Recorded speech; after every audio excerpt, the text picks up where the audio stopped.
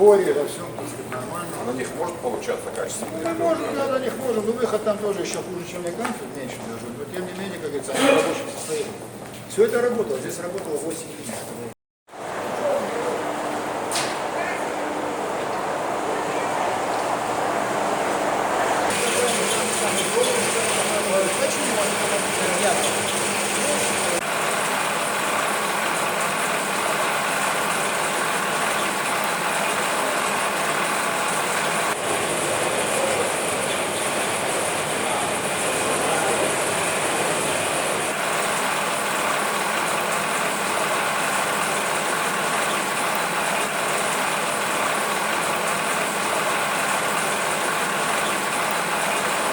Мы будем в этом деле помогать, потому что уже на уровне федеральных министерств проводятся своего рода аналитические мероприятия, которые позволяют предприятиям уже ориентироваться на какие-то определенные рынки. Руководство предприятия, скажем так, понимает ситуацию экономическую, знает пути развития, и мы вместе, наверное, будем принимать решения, которые позволят и этому предприятию, и аналогичным развиваться.